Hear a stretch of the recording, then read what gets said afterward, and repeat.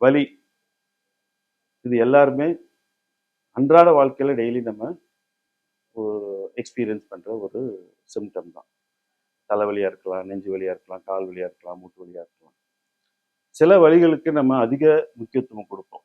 இப்போ மார்வலி வந்ததுன்னா உடனே நமக்கு என்ன பயம் வருது, இது ஹார்ட் ப்ராப்ளம் இருக்குமோ அப்படின்ட்டு நம்ம உடனடியாக ஓடி போய் டாக்டரை உடனே பார்த்து கன்சல்ட் பண்ணி இது என்ன வலி எதனால வருதுங்கிறத நம்ம டெஸ்ட் பண்ணி கண்டுபிடிச்சு அதுக்குண்டான வைத்தியம் பண்ணிடுறோம். சில வலிகளை நம்ம உதாசீனப்படுத்துறோம். குறிப்பாக தலைவலி, சம்டைம்ஸ் லோ பேக் ஏக், அதாவது முதுகுத்தண்டில் வர வலிகளை சிலர் உதாசீனப்படுத்துவாங்க. உதாசீனப்படுத்திட்டு என்ன பண்ணுவாங்கன்னா வலி மாத்திரைகளை அவங்களே போய் மெடிக்கல் ஷாப்பில் வாங்கி போட ஆரம்பிச்சிருவாங்க.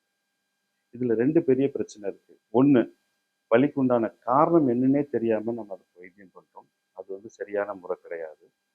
இரண்டாவது, வலி மாத்திரைகளே நமக்கு புது வியாதிகளை வர வச்சிடும். வலி மாத்திரைகள் எல்லாமே கிட்னியை டைரக்டாக பாதிக்கக்கூடிய தன்மை உண்டு. அதுக்காக நான் வலி மாத்திரைகள் எல்லாமே உபயோகப்படுத்தக்கூடாது, அது ஒரு பேன் பண்ணக்கூடிய மருந்துன்னு நான் சொல்ல வரல. வலி மாத்திரைகள் முக்கியம்தான். அது எந்த நேரத்தில் எந்த அளவில் யாருக்கு கொடுக்கணுங்கிறது மருத்துவர்களுக்கு. ஸோ மருத்துவர்களுடைய ஆலோசனை பெற்று நீங்கள் வலி மாத்திரைகளை சாப்பிட்டீங்கன்னா உங்களுக்கு பக்க விளைவுகள் கூடுமான வரைக்கும் தவிர்க்கப்படும். சார் வந்து வலி மாத்திரைகளே டேஞ்சரானதுன்னு சொல்லிட்டாருன்னு சொல்லி நீங்கள் டாக்டர் ஒரு ப்ரிஸ்கிரிப்ஷன் கொடுக்குறாரு, இது வந்து உங்களுக்கு பெயின் கில்லர் 4 நாள் சாப்பிடுங்கன்னு சொன்னால் நீங்கள் டாக்டர்கிட்ட போய் ஆர்கியூ பண்ணிக்கிட்டு இருக்கக்கூடாது.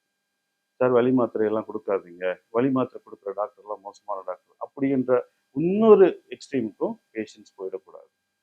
பேஷண்ட்ஸ் வந்து டாக்டர்களை நம்பி இந்த டாக்டர் இந்த விஷயத்துக்காக இந்த மருந்துகளை இந்த டைம்ல கொடுக்குறாரு. பக்க விளைவுகள் இல்லாத மருந்துகளே இந்த உலகத்தில் கிடையாது.